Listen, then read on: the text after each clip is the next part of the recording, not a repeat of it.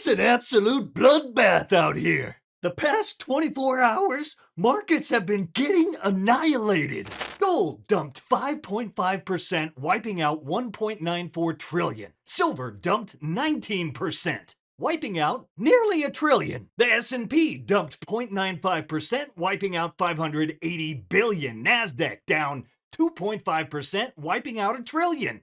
Russell 2000 dumped 2%, wiping out 65 billion. Of course, the mighty Bitcoin dumped 8%, wiping out 120 billion in market cap. And the total crypto market dumped 7%, wiping out 184 billion in market value. That's nearly 5 trillion. Wiped out without any major bad news. Well, maybe at the time, because bad news did come. January jobs cuts soared 118% year over year to 108,435, the highest for the month since 2009. Maybe that's a little foreboding. Absolutely nuts. Today, the crypto market is worth just about 2.3 trillion, losing 2 trillion worth of market cap in just 4 months. In other words, about 46% of crypto's entire value has been wiped out since October 6th. Bitcoin is back at previous all-time highs, but think of the bright side. We're only down like 45%. Or is it,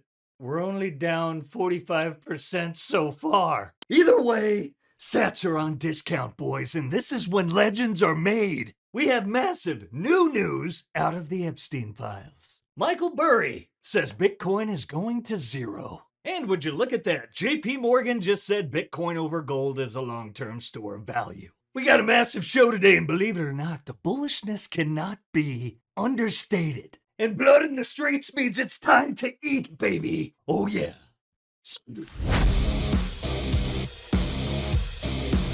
Bitcoin is like at 81, and you're looking at what I regard as being the single worst moment in this decline was the moment between 3:30 and 4:30, and then Williams comes on, and then suddenly everything's fine. I don't think so. You don't think everything's fine? No, there's a lot of people who have to get out. Let them get out.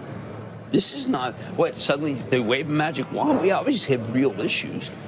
We have issues with the building out the data center unlimited. We have issues with a lot of people, the strategies. Jim Cramer, you crazy son of a bitch, you did it. You may have saved us all. Despite Bitcoin being at previous all-time highs around 69K, 67K as of this recording. And there's MicroStrategy getting absolutely wrecked. Now, we got a lot of bullish news on our hands, though. Like this, not only is bearish Cramer bullish for Bitcoin, but so is Michael Burry. Back in 2021, Bitcoin rallied 136% after Burry's 2021 short call. And hold on to your butts because we got a doozy from the Epstein files. Yes, that guy. Sick. But apparently there's this email floating around that cites a report prepared for none other than Vladimir Putin by Russia's Federal Security Service. And what does it say? Oh, just that the gold in Fort Knox, that stuff that allegedly backs up your entire economy, the shiny bars we've all seen in movies, is completely missing. And the timing, perfect conspiracy fodder. Right after this supposed bombshell discovery, on May 14th, Strauss-Kahn gets charged and jailed in the US for sex crimes. Coincidence, or did he stumble into the mother of all cover-ups? I mean, come on, people. Fort Knox empty. That's insane, right? Right? Look, I'm not saying it's true, but if it is, it's horrifyingly hilarious. Seems like a great time to drop this new gem from the legend Saifedean Ammous, absolutely annihilating Peter Schiff. Here we go. One of the people who actually taught me about Austrian economics early on in 2007 and 2008, Peter Schiff. And one of the most important, in fact, the fundamental basic building block of all Austrian economics is the concept of subjective value. All value is subjective. Whether it's gold, tomatoes, Bitcoin, bananas, whatever it is, people value it because they have placed subjective valuation on it. And that can happen for all sorts of reasons. And at a certain point, they placed a subjective valuation on this shiny yellow metal. And at a certain point, they placed subjective valuation on this digital representation of value, represented through private keys in a network that is decentralized, that is very robust, that allows you to send money internationally without having to go through intermediaries, which is something that nothing else allows you to do, and that creates demand for it. So everything generates demand generates value. The question is how it holds value. What is the value of meat to a vegetarian? It's not very much, but you cannot argue that there is value there objectively. Air has value. Water has value. You can't tell me that, well, it's all subjective. Maybe air is worthless. We need air to live. We need water to live. But water and air are abundant, so the price is not very high. Now, if you're on a desert island, water, could be very expensive if somebody offers you some. But the fact of the matter is, gold has value, whether you believe it or not. In your analysis, you said, gold was just this commodity that you could use as money. Well, why was it gold? Why not nickel? Why not copper? Why not any of those things? Well, again, all of those things have subjective valuation. Only one of them has a limited growth in its supply rate, a limited supply growth rate, and that's what Bitcoin has. And because of that, we see, as I was saying earlier, the $700 billion worth of new gold that's going to come onto the market at current prices. And that's the problem with gold. The problem with the fact that they don't have the difficulty adjustment and the halving means that no matter how high the price goes, the price eventually gets to the point where the new demand overwhelms the new supply, becomes so valuable because the price is high that it overwhelms the new demand, and then the price crashes. And then once the price crashes, sentiment shifts, and then people dump their coins. And because they don't have a difficulty adjustment, bear markets in gold can last decades. In 1980, gold hit $800, and it was only until 2008 or so until it hit $800 again. Are you willing to sit on your gold bags for 28 years to make a new all-time high?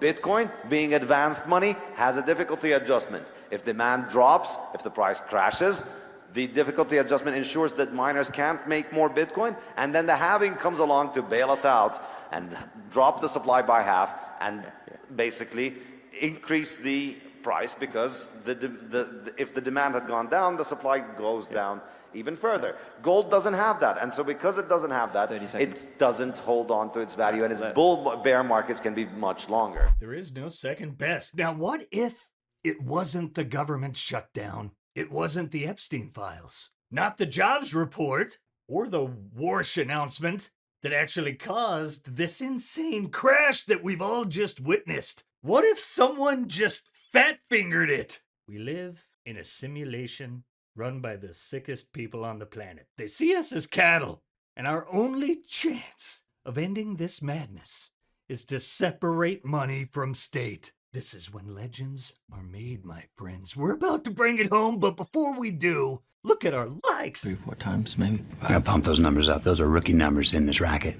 Let's take a moment to recognize our sponsors powering this show over at the Bitcoin Way. At the Bitcoin Way, they'll walk you through all things Bitcoin, like it's kindergarten with Satoshi. From setting up your first wallet to running your first node and so much more. No tech skills needed. The Bitcoin Way has got you covered. You want $1 million Bitcoin? Better act like it. Self-custody is not optional. That is the revolution. Schedule a free 30-minute consultation with the Bitcoin Way today using that link in the show notes. Today's show is brought to you by Ledn. If you ever need cash without selling your Bitcoin, Ledn makes that possible. The global leader in Bitcoin-backed lending, Ledn has issued over $9 billion in loans since 2018, and they have a perfect record of protecting client assets. No credit checks, funds in less than 6 hours, no monthly payments, repay whenever you want with 0 penalties, and proof of reserves reports, verified by a top accounting firm, are published every 6 months. Ledn gives Bitcoin holders a secure, transparent way to unlock liquidity without selling. Learn more at learn.ledn.io/simply. That's learn.ledn.io/simply. So if someone, and I get people stopping me all the time now saying, what do I do? I want to get into Bitcoin. I feel like I'm missing out on what others are gaining. But like at these levels, how do you touch it? Well, I think it's going a lot higher. So you're still talking about a 10-time gain, 10x gain from here in the next, in the medium term. I mean, it's still going to outperform stocks, bonds, gold. It's going to outperform everything. It's going to outperform Warren Buffett. Warren Buffett famously said, compared Bitcoin to rat poison. And you know what? He's right. And guess what? Warren is the rat. Jamie Dimon is the rat. I was at a Wells Fargo event yesterday who said absolutely advising clients not to touch Bitcoin with a 10-foot. While they're stealing money out of people's accounts, Wells Fargo. Oh, here's a bunch of checking accounts. I think I'll just steal money. Don't buy Bitcoin and have individual sovereignty. This is the part of the cycle where everyone suddenly becomes a macro expert. And also a coward. Prices are down, timelines are melting, and now everyone's got a reason why Bitcoin is finished. It's going to zero. Well, cool. Well, you don't build sovereignty when it's easy. You build it when it feels stupid, uncomfortable, and a little bit unhinged. The same playbook as always. Think long term, ignore the freak out. It's just a matter of the money. You know, do you have hard money, or do you have anybody? I mean, Warren Buffett is poverty stricken, in my view, because his entire mindset is based on fiat money. Less so now because he bought into gold. But here's a guy who is one of the richest men in the world, never leaves his house. He took one trip to China once with Bill Gates, and he brought along a discount coupon from McDonald's to get a cheap deal on a McDonald's hamburger in China. That's where his mind is at. He's a poverty-stricken guy. He thinks like a poor person. He's just engulfed with paper. He's never produced anything. He's never done anything. He just gets money from the Fed, and he buys strategic assets, and he sits there in the same house for 40 years, and he says the same platitudes over and over again. Warren Buffett, to me, is a very poor man, because he has no life force within him. He's spiritually dead. Many people who say are poor, but they might have a little bit of Bitcoin, and they're vibrant. They're spiritually connected. They're in tune with the global consciousness. They're rich. Those people are rich. So let's get out of this definition of who's rich and who's poor. If you have Bitcoin, you are rich as fuck. If you are all fiat money, you're a poor bastard. And the possibility of World War III is higher than ever, which is probably a good time to visit our new sponsor, Sat123. Because when cell service dies, life doesn't have to. Sat123 hooks you up with real satellite phones, Starlink kits, and rugged off-grid internet that works anywhere. Mountains, ocean, middle of nowhere, it doesn't matter. If you care about preparedness, freedom, and staying connected when it actually counts, go to sat123.com. That's sat123.com, and don't forget to use promo code SIMPLY for 15% off. No signal? No problem.